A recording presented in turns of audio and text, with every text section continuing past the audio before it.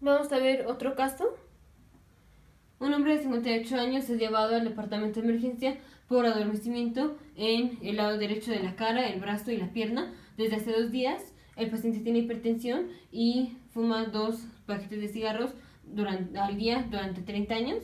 Temperatura 36.7, pulso 79, respiraciones 16, presión sistólica 202, diastólica 115. En la examinación física se muestra disminución de la sensación de vibración, tacto ligero, que es al paciente se le hace con una pluma o así, temperatura y discriminación de 2 puntos. Esto es, pinpricks es que se le pone, por ejemplo, una pluma o un lápiz o un alfiler o un palillo o así, y se ve si se sienten las punzadas y se compara un lado con el otro. Luego dice, tiene disminución en la discriminación de 2 puntos, es 16 milímetros en el índice derecho y 5 milímetros en el izquierdo. Una resonancia magnética está mostrada. Esto es de un paciente normal. Estos encuentros son más probables causados por una lesión en cuál de las siguientes estructuras. Entonces, este es un paciente normal, esto es un corte transversal. Entonces, daño a cuál de esas estructuras nos va a producir la patología con la que viene el paciente. Asumiendo que ya tienes tu respuesta, voy a continuar. Entonces, este es un paciente que tiene disminución de todas las vías sensitivas, dolor y temperatura y tacto fino, pero no tiene sintomatología motora, no tiene daño a la vía piramidal ni a la corticobular, no viene con parálisis ni con debilidad.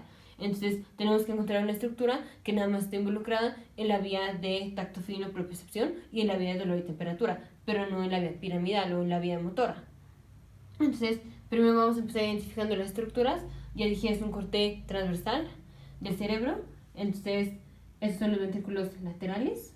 Este es el núcleo caudado, núcleo putamen, tálamo, cápsula interna, que tenemos brazo anterior, que no está marcado, rodilla de la cápsula interna, brazo posterior de la cápsula interna, área de Broca, esplenium del cuerpo calloso, rodilla del cuerpo calloso, que no está marcado, y la corteza visual primaria.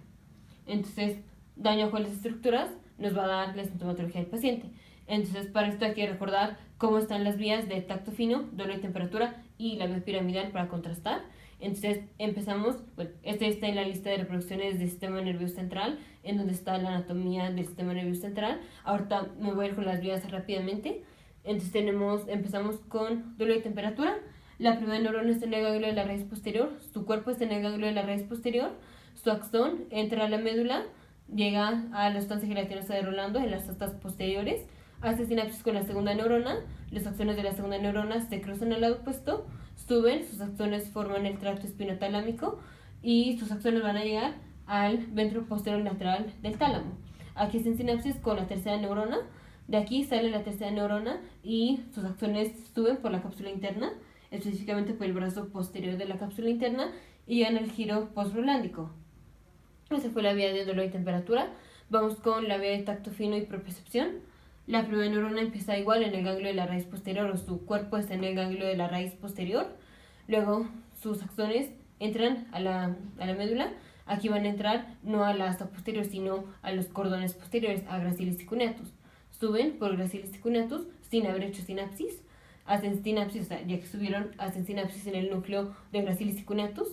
Aquí hacen sinapsis con la segunda neurona, salen los axones de la segunda neurona, se cruzan al lado opuesto, suben los axones de la segunda neurona, llegan igual al ventro posterior lateral del tálamo, hacen sinapsis con la tercera neurona, salen los axones de la tercera neurona, suben por la cápsula interna, brazo posterior de la cápsula interna, y llegan al giro postrolándico, igual que la vía anterior. Esas fueron las vías sensitivas. Ahora vamos a contrastar con la vía piramidal, y ahorita vemos por qué con la vía piramidal. Entonces, la vía piramidal es la motora para el cuerpo y el tronco. El cuerpo, tronco y las extremidades. Entonces, la motora inferior, la motora superior empieza en el giro prerolándico. De ahí sus axones van a pasar por la cápsula interna, igual por el brazo posterior de la cápsula interna. De ahí van a pasar al mesencéfalo, puente y bulbo raquídeo. Cuando llegan al bulbo raquídeo, van a hacer, se cruzan al lado opuesto. Ya que están cruzados sus axones del lado opuesto de la motora neuronal superior, siguen bajando, siguen descendiendo por la médula espinal, y ahí hacen sinapsis en las astas anteriores con la motoneurona inferior, ya pues del lado opuesto. Entonces, primero vamos a ver qué estructuras mencioné, y estas, van a ser las que van a estar involucradas. Entonces de aquí nada más mencioné el tálamo y el brazo posterior de la cápsula interna. Ahora, ¿cómo descartamos? Bueno, ya descartamos todas las demás. ¿Cómo descartamos las otras? Bueno, entre tálamo y brazo posterior de la cápsula interna.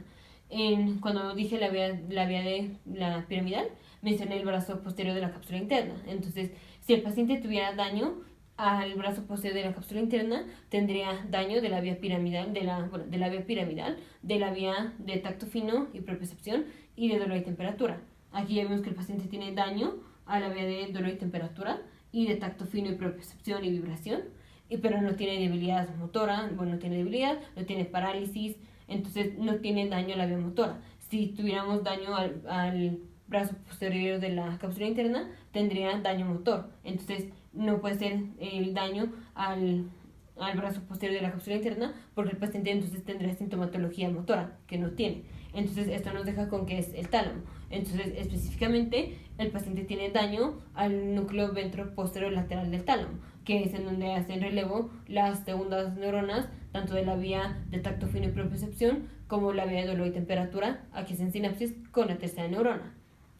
Entonces, bueno, así fue visto por abordando las estructuras que están involucradas en cada una de las vías y descartando cuáles están involucradas en la vía de dolor y temperatura, pero que no están involucradas en la vía piramidal. Y así, bueno, eso fue como descartamos el brazo posterior de la cápsula interna.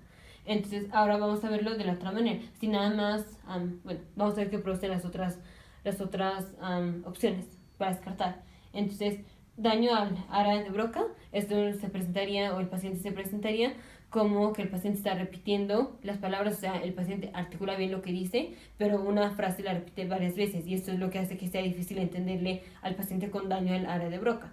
Y pues obviamente sería un paciente que, porque tuvo daño al área de Broca, pues obviamente por un evento cerebrovascular, o generalmente, entonces vendría por ejemplo con parálisis, por ejemplo, de la extremidad superior, porque generalmente sería daño a la arteria cerebral media, que es la que irriga el área de Broca. Entonces vendría con parálisis de la extremidad superior.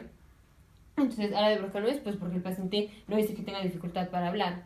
Aquí, clásico, el paciente con daño al área de Broca, sí puede tener las otras cosas asociadas, la parálisis y todo eso, pero clásico es un paciente que tiene dificultad para hablar, no porque no articule bien, sino porque cuando habla repite varias veces una palabra, como si se queda trabando, tratando de encontrar la palabra. Entonces, este paciente no se presenta así. Entonces, daño al área de Broca no es. Luego, daño al caudado no es. Si tuviéramos daño al caudado, esto sería la enfermedad de Huntington. La enfermedad de Huntington se presenta como un paciente que tiene coratetosis, eso es que el brazo lo mueve como si fuera una serpiente, lo mueve así, y tendrá demencia, tendrá depresión y tendrá suicidas por la depresión impresionante que tiene. El paciente no viene con Huntington. Aparte, también nos dirían que el paciente tiene una historia de Huntington o una historia familiar de Huntington, porque es un proceso de anticipación y todo esto ya está en la sección de genética, pero bueno, no es un paciente con Huntington, entonces no es daño al caudado. ¿Qué otra?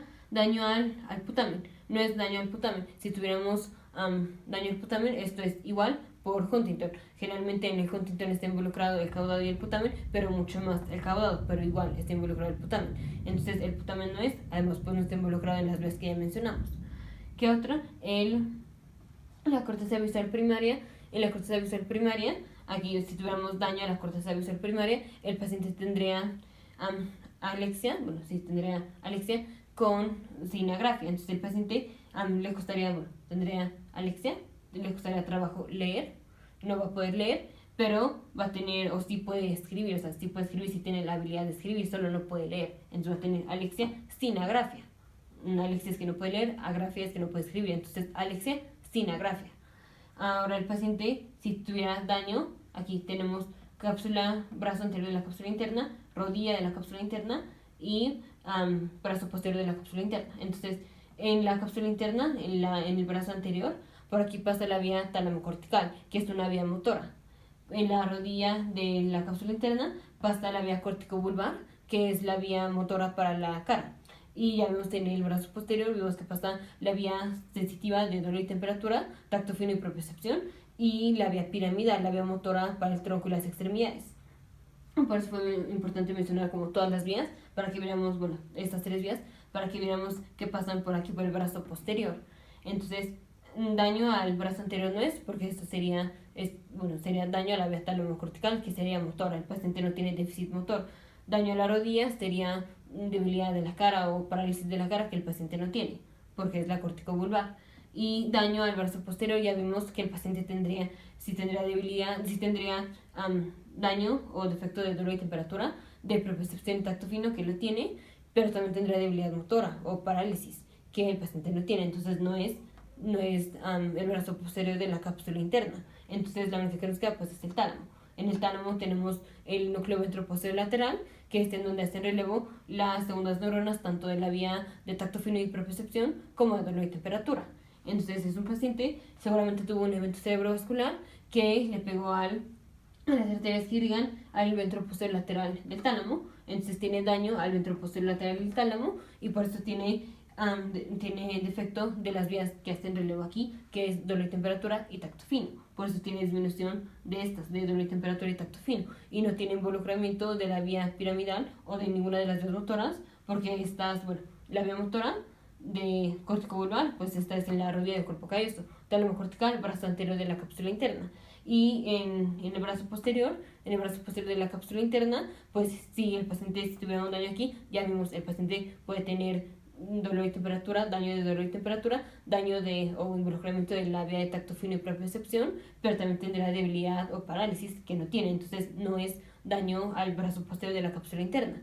Aquí lo más importante fue diferenciar entre el tálamo y el brazo posterior de la cápsula interna, pero ya vemos por qué no fue el brazo posterior de la cápsula interna, porque aquí el paciente también tendría debilidad motora, que no tiene. Entonces el paciente tuvo un evento cerebrovascular que dañó al área ventroposterior lateral o al núcleo ventroposterior lateral del tálamo. Te veo en el siguiente video.